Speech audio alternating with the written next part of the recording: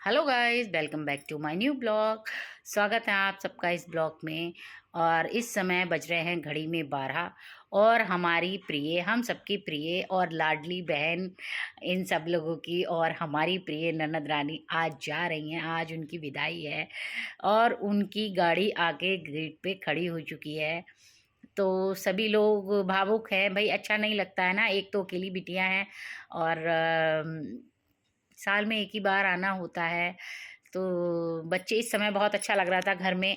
बच्चे सब आए हुए थे, सब लोग खेल रहे थे, हंसी कर रहे थे, मजाक कर रहे थे।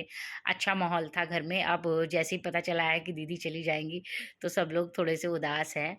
लेकिन क्या करें, कहते हैं ना बेटियों को तो जाना ही पड़ता है एक दिन अपने घर पे। बेटियां कैसे रुक, मतलब समझ में ही नहीं आता कि भाई कैसे माँ बाप से छूट जाती हैं बेटियां कितनी आसानी से। और ये सिर्फ बेटियां ही कर सकती हैं और कोई नहीं कर सकता है भाई।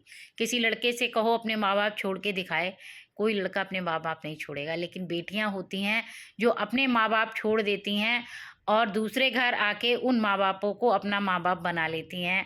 और देखो कितनी खुशी खुशी विदा होके भी चली जाती हैं मायके से। तो आज मुझे वो दिन याद आ रहा है कि मैं भी अपने मायके से इसी तरह आती हूँ और रोती हुई आंखों में आंसू लेके आती हूँ। और पूरे रास्ते मेरी आंखें नम रहती हैं क्योंकि बहुत याद आती है। अब मेरी मम्मी नहीं है, मेरे सिर्फ सिंगल फादर ही बचे हैं।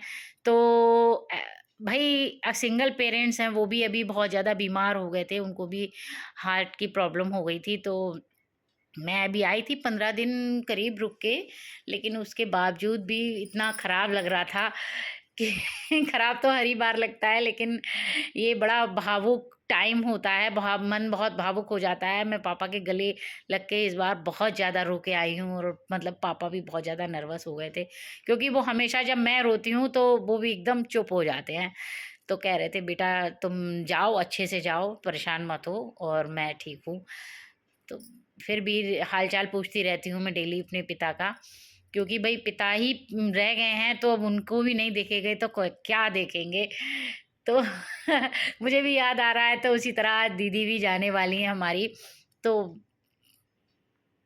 कोई बात नहीं, सब लड़कियों को जाना होता है और हंसी खुशी जाएंगी वो और हम लोग हंसी खुशी उनको विदा करेंगे। और घर में जाने की उनकी बहुत जोरों शोरों से तैयारियां चल रही हैं। एक होता है ना कि जब जाने का समय आता है तो ये लगता है कि समय थम क्यों नहीं जाता। लेकिन समय तो भाई समय है, वो तो अपनी स्पीड से दौड़ेगा ही। समय किसी के लिए नहीं रुकता है। तो हमारे और आपके लिए क्या ही रुकेगा। तो समय तो दौड़ता जा रहा है। अब जा रहे हैं, अब दीदी की विदाई का टाइम हो गया है, अब विदाई करवाते हैं भाई, तैयारियां करते हैं। और आज के ब्लॉग में बस इतना ही। नेक्स्ट ब्लॉग में आपको जल्दी मिलते हैं, तब तक के लिए bye bye. Guys please support करिए।